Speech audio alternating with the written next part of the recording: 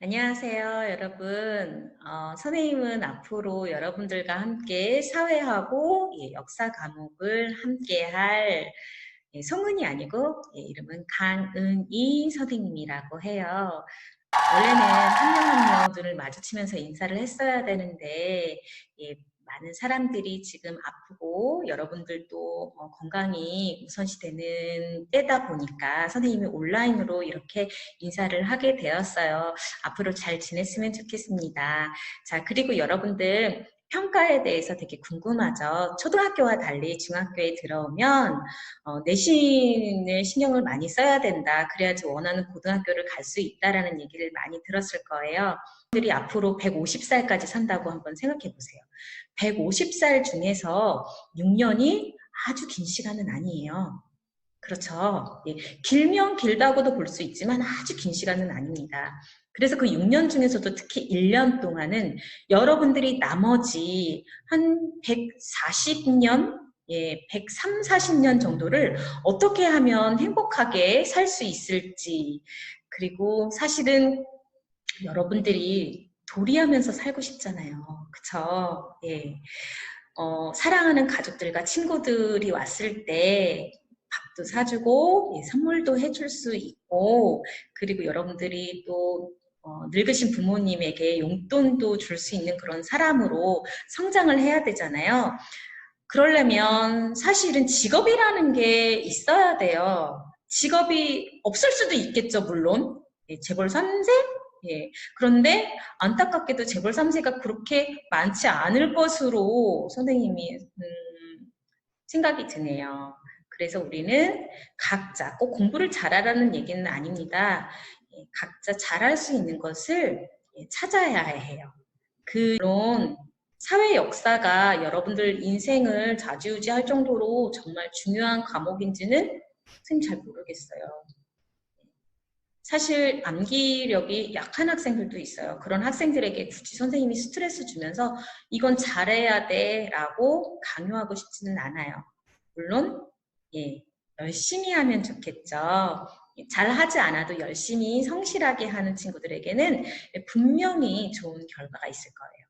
선생님이 성적에 이 수업 내용을 반영하지는 않는데 나중에 학생부에다가 여러분들이 어떻게 활동을 했는지를 장점들을 쭉쭉 이어서 선생님 기록을 해둘 예정입니다. 그러니 여러분들의 장점을 많이 보여주시기 바랍니다.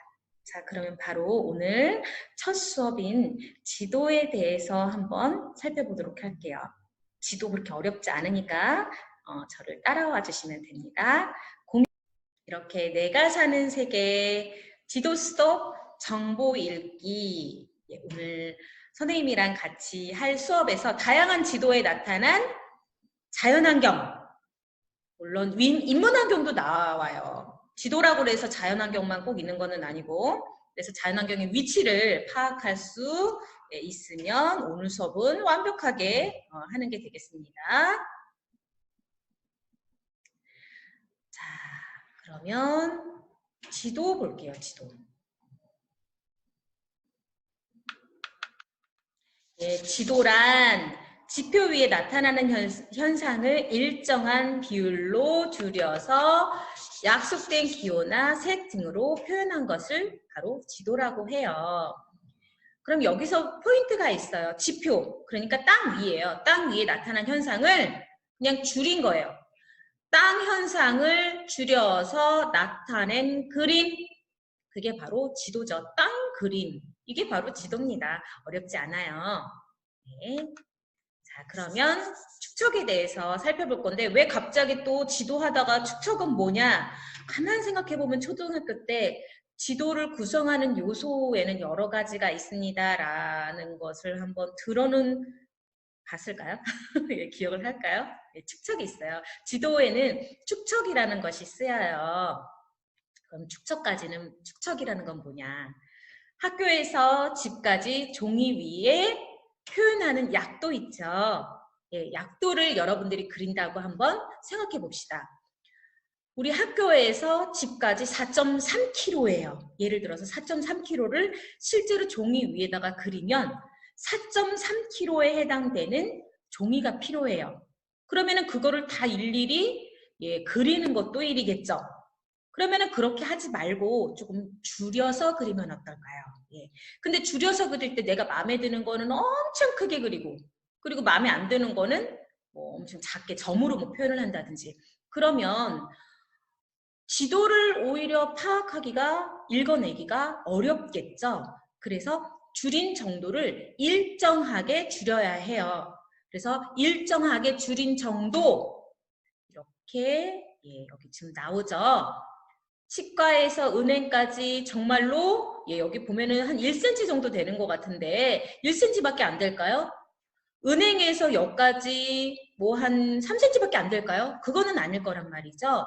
그래서 이렇게 실제 거리를 줄여서 지도에 나타낸 비율을 축척이라고 할 거예요. 이 축척은 어떻게 한다? 일정하게 줄인다. 이게 포인트겠죠.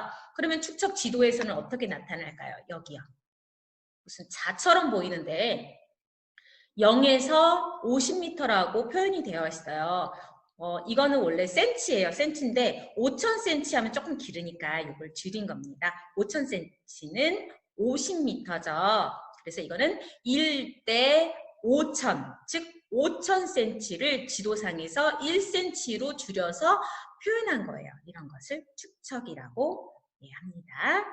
다음 거 볼까요? 지도에 뭐가 나오는지. 지도에 또 나오는 게 바로 방위예요.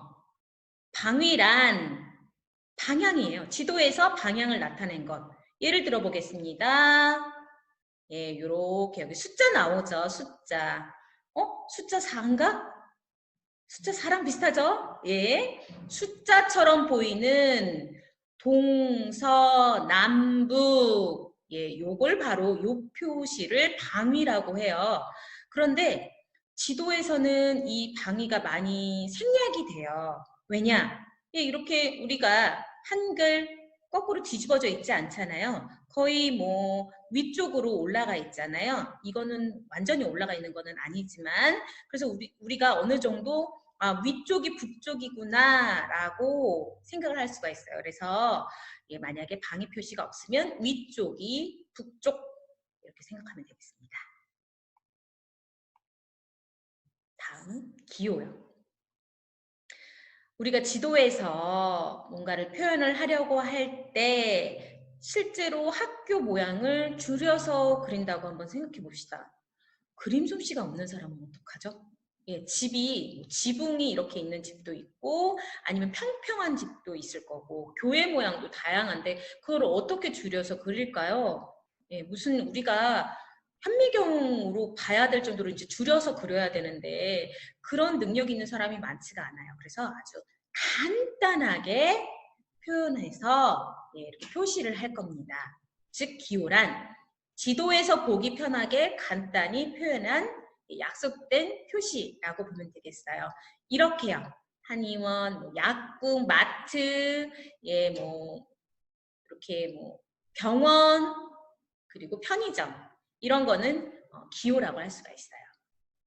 그것뿐만 아니라 우리는 또 농촌 지역에 사니까 논이라든지 밭이라든지 뭐 과수원이라든지 이런 것들을 또 우리가 약속해서 표현할 수가 있습니다. 그럼 지도에는 어떤 것들이 나타나느냐?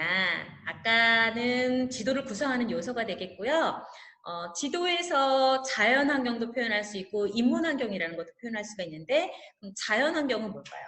쉽게 말해서 자연이에요. 그냥 우리를 둘러싼 지형, 기후, 식생과 같은 자연이 되겠죠. 지형, 땅의 형태, 뭐 산인지 뭐 논인지 밭인지 이런 것들. 그 다음에 기후, 뭐 열대기후인지 냉대기후인지 이런 것들이요. 그 다음에 식생, 이거는 어떤 지역에 식물이 일정하게 분포하는 걸 말해요. 그걸 식생이라고 얘기를 해요. 예를 들어 볼까요?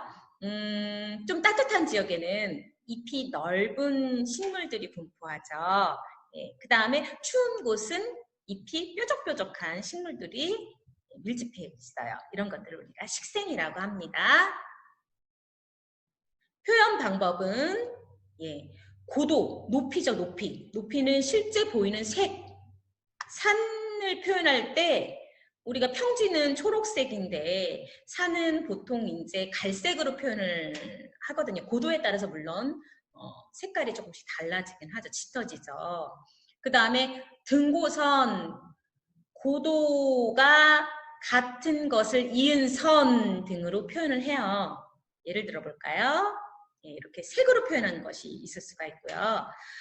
그런데 이곳을 만약에 이렇게 넓은 지도를 선으로 표현해 본다고 해봅시다. 얼마나 눈이 빙글빙글 돌 거예요. 매직 아이처럼 되겠죠. 그래서 그렇게 좁은 지역을 표현할 때는요. 이렇게 등고선으로 표현을 하고 넓은 지역은 주로 색깔로 표현을 하면 되겠습니다.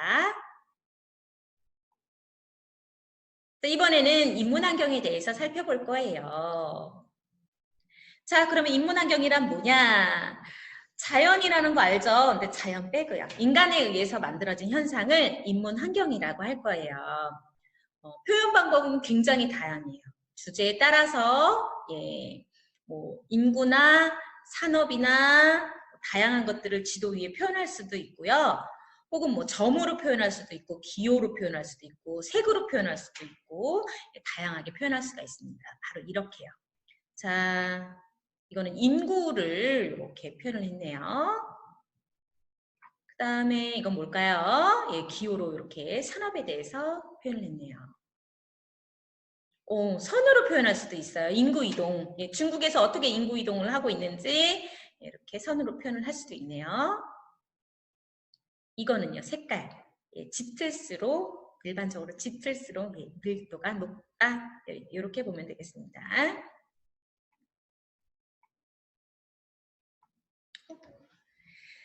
네, 이렇게 해서 선생님하고 같이 지도에 대해서 오늘 첫 시간 함께 해봤습니다. 어떻게 중학교 올라와서 첫 사회 수업이었는데 너무 어렵지 않았는지 선생님 좀 걱정이 돼요.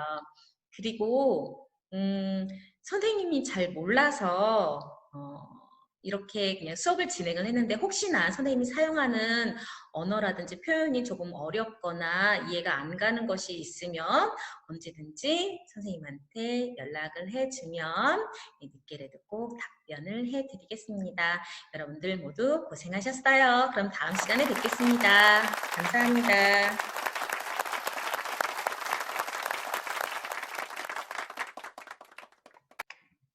감사합니다.